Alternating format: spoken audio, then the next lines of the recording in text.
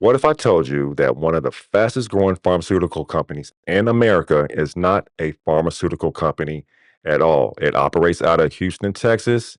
It pulled in over $300 million in revenue last year. It has sent drugs to patients in all 50 states.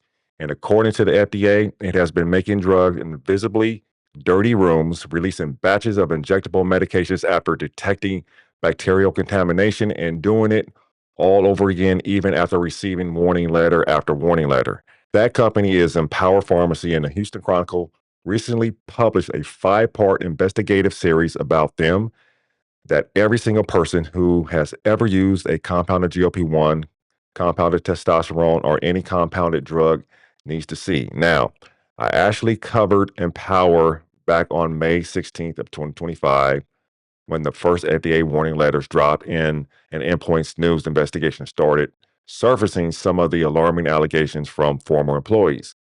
I will link that in the video above, but today, with all 5 parts of the Chronicle series now published, we have a much fuller picture, and it is a lot worse than I thought. Let's get into it. Part 1. Who is Shaun Noorian and what is Empower Pharmacy? To understand what Empower Pharmacy is, you first have to understand where it came from. And that story starts with one man, Shaun Noorian. Noorian grew up in Houston. He is the son of an entrepreneur and a nurse, and he wanted to fix cars for a living. But the 2007 financial crisis pushed him into engineering. He ended up at oil services giant Schlumberger, working in hydraulic fracturing as a field engineer. Then one day on the job, he damaged his spine lifting a piece of heavy metal. During his recovery, a doctor discovered that Noorian had the testosterone level of, and in his words, an 80-year-old man. A urologist prescribed him testosterone from a compounding pharmacy. And according to Noorian, after his first injection, he gained 15 pounds of muscle practically overnight. On a podcast, he later said, I was like, wow, what is this stuff? That experience changed everything. In 2009, Noorian opened Empower Pharmacy, initially leasing space in a doctor's office to produce customized testosterone for patients. He became a licensed pharmacy technician, consulted with physicians to develop unique hormone formulas, and applied his engineering brain to the drug manufacturing process. He built the business during a boom. Testosterone prescription sales had exploded from about $100 million in 2000 to nearly $2.7 billion by 2013, driven by celebrity endorsements, direct to consumer marketing, and a growing wellness culture. You have Joe Rogan, Dax Shepard, even RFK Jr., now the Secretary of Health and Human Services, has publicly acknowledged using testosterone therapy. The drug had gone from a niche medical treatment to a mainstream optimization tool. Noorian leaned into this extremely hard. He talks about compounding as a revolution. He says drugs like testosterone can make patients feel, in his words, like Superman, comparing the results to being LeBron James or Kobe Bryant. His spokesperson later clarified that was a personal reflection, not a clinical claim, but that is the energy Noorian brings to this. The growth numbers tell the story. Empower went from $3.5 million in sales in 2014 to over $300 million in 2024. It moved from a repurposed doctor's office to 2 massive facilities totaling nearly 100,000 square feet in Houston. It built a new manufacturing plant in New Jersey, purchased for tens of millions of dollars. It acquired licenses to ship drugs to all 50 states, and in 2024, it was dispensing over 70,000 prescriptions per week. For context, a typical compounding pharmacy dispenses about 350 prescriptions per week. Empower does 200 times that. Now, how did it get there?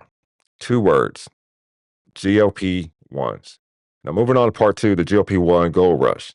In 2022, the FDA declared a shortage of GLP-1 drugs. You know them. Semaglutide sold as Ozempic and Wegovy, and tirzepatide sold as Mounjaro and Zepbound. These drugs had become a cultural phenomenon. Celebrities were using them. The waiting lists were months long, and the brand name prices were up to $1,000 a month without insurance. When the FDA declares a drug shortage, compounding pharmacies are legally allowed to mass produce copies to fill the gap.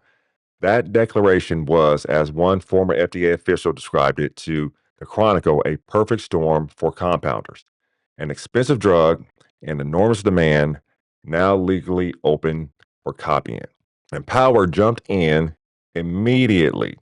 The company tripled its revenue during the shortage period, going from $119 million in 2022 to $377 million in 2024, according to an internal sales dashboard obtained by the Chronicle. GLP-1 formulations accounted for 66% of Empower's $311 million of revenue through the first 10 months of 2024. Their single best-selling product was semaglutide mixed with vitamin B12 sold in multi-dose vials. Now, here is where it gets complicated. When the shortages started to wind down in 2024, compounders were no longer legally permitted to make straight copies of GLP-1. So, what did they do? They started adding vitamins like B12 or niacinamide to the formulation. Under compounding law, if a physician prescribes a drug with a medically necessary modification, the pharmacy can make it.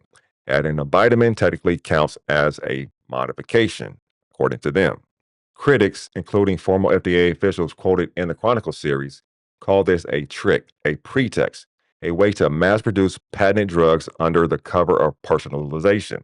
The FDA itself has warned that vitamin additives may not be enough to differentiate a compounded GLP-1 from the brand name version, but enforcement on this remains murky.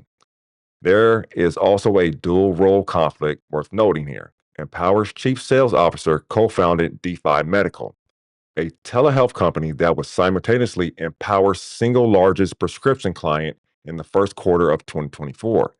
Empower says the relationship is publicly disclosed and that the sales officer has no role in prescribing decisions, but the optics are hard to look past. All this growth happened in a regulatory environment that was already struggling to keep up, and Empower was about to start testing that environment in ways that went beyond anything the regulators had seen before. So let's talk about part three, stretching the rules.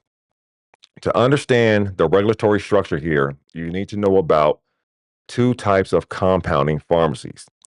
After a 2012 fungal meningitis outbreak killed 64 people and sickened hundreds more, Congress created a new tier of compounders, a 503B outsourcing facility, which faces stricter manufacturing rules and FDA oversight, and the existing 503A pharmacies, which operate under looser standards and are supposed to serve individual patients with specific medical needs. And Power registered as both. It built a 503B facility, spending millions on equipment and compliance. But here is what the Chronicle found: 94% of Empower's $311 million in revenue in 2024 ran through its 503A pharmacy, the less regulated side of the business. And the way Empower used that 503A structure is the heart of the regulatory concern. The clearest example involved a drug called HCG, human chorionic gonadotropin. Empower had been making HCG out of its 503B facility, but in 2018, the FDA told them that was not allowed because HCG did not meet the conditions for bulk compounding. Empower Solution simply moved production to the 503A pharmacy, where it can make that drug as long as it has individual prescriptions. What happened next? Between April 2020 and April 2021 alone, Empower shipped over 50,000 vials of HCG to patients in California. California's pharmacy board eventually placed Empower on 4 years of probation, determining the drugs were essentially copies of commercial HCG with no meaningful individualization. Iowa had already disciplined Empower for the same drug, noting that the only difference in Empower's version was how much powder was in the vial. The Iowa board said plainly, this is a packaging change, not a medically significant difference. And then there is the critical difference statement. Documents obtained by the Chronicle show that Empower at one point gave physicians a 2-page reference document listing each of Empower's drugs alongside an explanation of how they supposedly differed from commercial versions, complete with clinical justifications. A former FDA official reviewed it and said the intent was clear to make it as easy as possible to find a justification to compound. So the pattern is grow fast, use the legal gray zones, respond to regulatory pressure with workarounds rather than compliance, and keep going. That worked until the FDA started finding something more alarming than rule bending. It started finding contamination. And that takes us to part 4, contamination, violations, and the FDA's toothless response to those items. Now, here is where I need to be direct with you because this is the part that I think affects people personally. And it is that part that I first flagged back in my May 2025 video. In that video, I covered the Endpoints News investigation that first surfaced FDA warning letters and allegations from former Empower employees.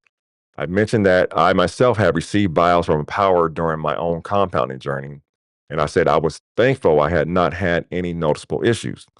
What I did not have at that point was the full documented picture that the Chronicle series has now put together. So let me give you that now. The FDA has issued 4 warning letters to Empower over the last decade. 4. The most recent 2 came in April of 2025 after investigators found a combined 17 quality concerns across both Houston facilities, visibly dirty rooms where injectable drugs were prepared, inadequate investigations into complaints of ineffective drugs, and the release of injectable drug batches despite bacterial contamination in the preparation areas. Let me give you 2 specific examples that stand out. First, in August 2024, Empower released a batch of vitamin injectables, even though contamination had been detected in the production area. They later issued a recall. Not great, but okay. They caught it and recalled it. Second, and this one is worse, in October of 2024, at Empower's other Houston facility, the FDA found that Empower had approved a batch of semaglutide mixed with B12, their best-selling GLP-1 product, even though the pharmacy had detected bacterial growth in the clean room where it was made. This time, there was no recall, and the FDA did not request one. Meanwhile, that December, a 30-year-old woman who had taken Empower semaglutide was sent to the emergency room. Tests showed her gallbladder needed to be surgically removed, and according to the FDA report, the compounded semaglutide was identified as a contributing factor. Her bowels had essentially locked up. In 2025, another woman reported developing gastroparesis, which is paralysis of the stomach muscles after taking Empower semaglutide. Additional serious adverse events have since been reported. Now, adverse events reports are not proof that the drug caused the reaction. That needs to be clearly stated. But when you stack those reports on top of the contamination findings, the repeat warning letters, and what former employees allege internally, the picture becomes very difficult to defend. So let's get to the insider allegations. The former employee allegations are some of the most serious material in the entire series, and they came out in the context of lawsuits that Empower itself filed against these individuals for allegedly stealing trade secrets. So let's be clear, these are allegations made by people in adversarial legal proceedings against Empower. Empower denies them, but they are sworn court filings, not anonymous tips. Samuel Prey was hired as Empower supply chain director in 2022. During the same period, Empower was telling the FDA that key hires would improve oversight. Prey later alleged in court that Empower deliberately used contaminated or inferior ingredients to cut costs. He claimed the owner ordered the use of food-grade APIs, which are active pharmaceutical ingredients, instead of pharmaceutical-grade ones. And he alleged that the best time to order these cheaper ingredients was right after an FDA inspection, since the agency would not likely return anytime soon after that inspection. And then there's Matthew Ludwig, who served as Empower's general counsel and later as vice president of regulatory affairs from 2020 to 2023. He made similar allegations about the use of cheaper, inferior ingredients. He said in court documents that he was demoted after raising the issue with leadership. One pharmaceutical compliance expert who reviewed Empower's full regulatory history told the Chronicle, "This is probably the most egregious case I have seen." The FDA's own April 2025 warning letter stated directly, repeated failures demonstrate that executive management oversight and control over the manufacture of drugs is inadequate. Now, why has the FDA not shut them down? This is the question that drives part 4 of the series. And the answer is genuinely alarming. The FDA has almost no enforcement leverage over compounding pharmacies compared to traditional drug manufacturers. When a pharmaceutical company gets a warning letter, the FDA can withhold approval for new drug applications. Your entire pipeline is at risk. Companies act fast. Compounders do not need FDA approval for their drugs, so warning letters carry far less threat. The FDA has never revoked a 503B registration and has not seized drugs from a licensed compounding pharmacy since at least 2008. The agency can pursue a consent decree or an injunction, but those require federal prosecutors to build a full legal case. A former FDA investigation director told the Chronicle, Empower is big enough to fight the FDA on something like that. Meanwhile, Texas, Empower's home state, has rarely taken disciplinary action against compounding pharmacies, even when the FDA finds major quality problems. Of 20 Texas licensed compounders that received FDA warning letters since 2014, only 6 received any state disciplinary order. So that is the picture. A company with 4 warning letters, contamination findings, a former executive allegations, adverse event reports, and state probation in California, still operating, still shipping tens of thousands of prescriptions per week to all 50 states. Now that takes us to part 5, political connections and the Trump administration. Now let's talk about power, because Empower and the broader compounding industry have found very friendly ears at the top of the current federal government. When Noorian was asked in an August 2025 podcast interview how he felt about the appointments of Robert F. Kennedy Jr. as HHS Secretary and Dr. Marty Makary as FDA Commissioner, he did not mince words. He said, "I was ecstatic." Think about what that means. The head of Empower Pharmacy, a company that at the time already had multiple FDA warning letters and was under state probation in California, was ecstatic about the people now overseeing the FDA.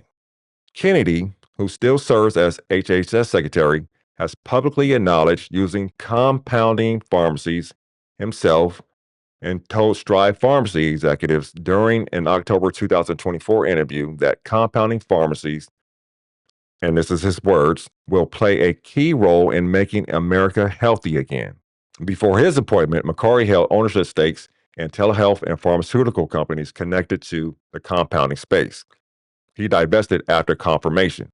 He has since announced his resignation. On the same podcast, Noorian talked about building a new pharmaceutical supply chain with companies like Empower and Hims and Hers. And then he said this, with this administration, we're seeing very little pushback on that strategy. That is a company with documented contamination issues, repeated regulatory violations, and serious former employee allegations, describing an administration that is giving it very little pushback. Make of that what you will. Now, I want to talk about something that came up in the final part of the Chronicle series, and that I also covered in a separate video, the Safe Drugs Act of 2025. On its face, this is a bipartisan bill. It is co-sponsored by Republican Rudy Yakim and Democrat Andre Carson, and it would require compounding pharmacies to report when they ship drugs to more than 20 out-of-state patients in a month.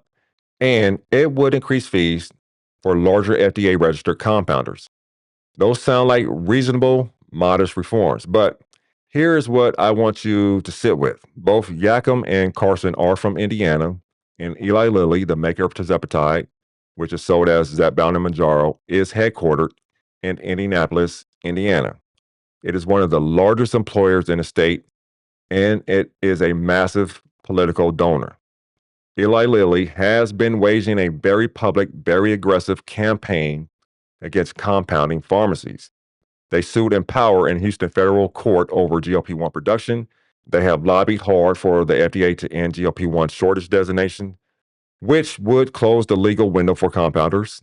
A federal judge has allowed the lawsuit to proceed, but they have not had much luck with shutting down compounders through the courts. Strive Pharmacy has even countersued Eli Lilly for antitrust violations. Now, I'm not saying that the Safe Drug Act is a corrupt bill written by Eli Lilly lobbyists.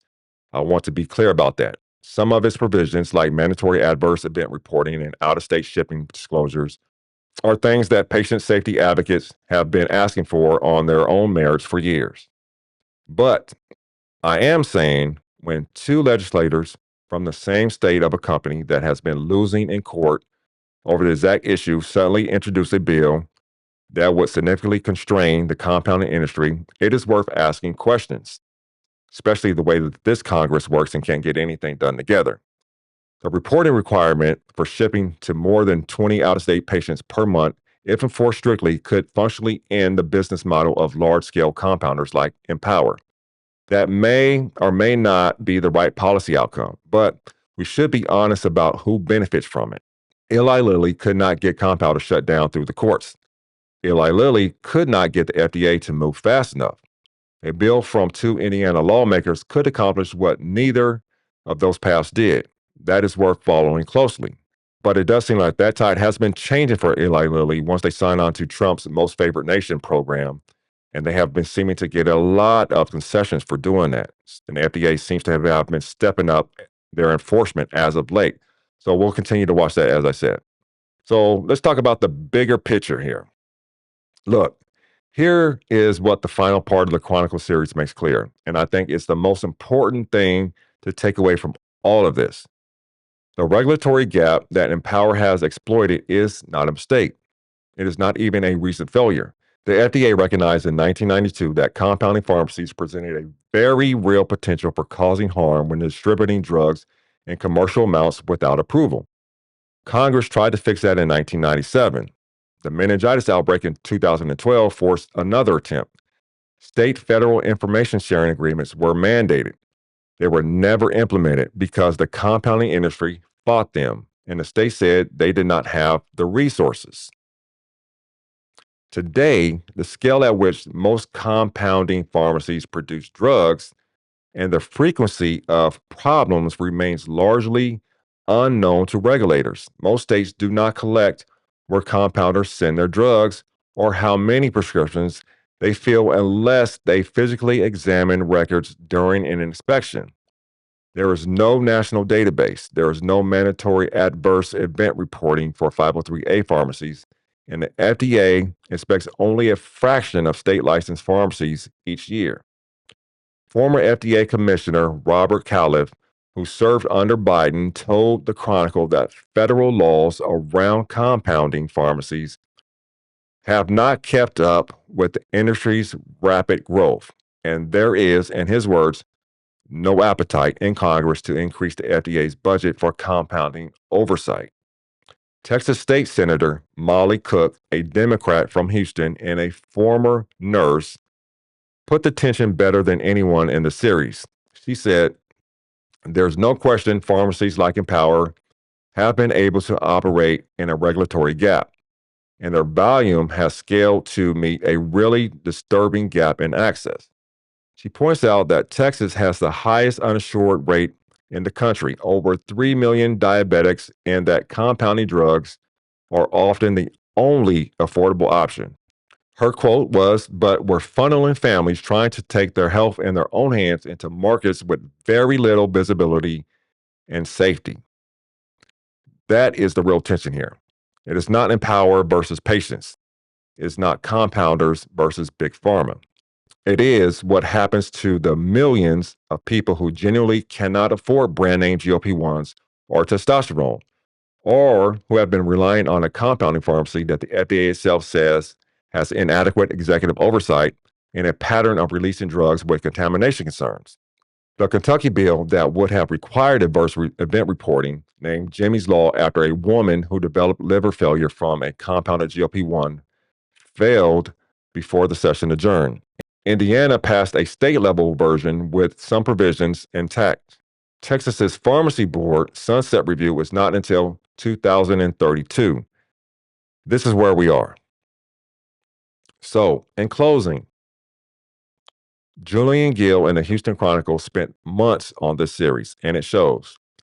This is the kind of investigative reporting that matters because it puts documented facts in front of people who deserve to know what is in the drugs they are injecting into their bodies. I'm going to link all 5 parts in the description. Read them, share them, especially if you are currently using a compounded GLP-1 or compounded testosterone. Now, this is not about scaring you off of compounding pharmacies.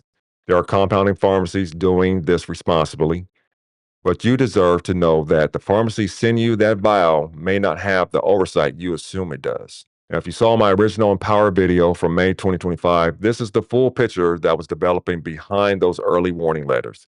And if you're new here, I will link that video as well so you can see how this story has evolved. As always, I am just calling balls and strikes. Drop your thoughts in the comments, and I will see you on the next one. Don't forget to hit that like button, hit that subscribe button, and if you're watching on a mobile app, hit the hype button. Let's get the message out.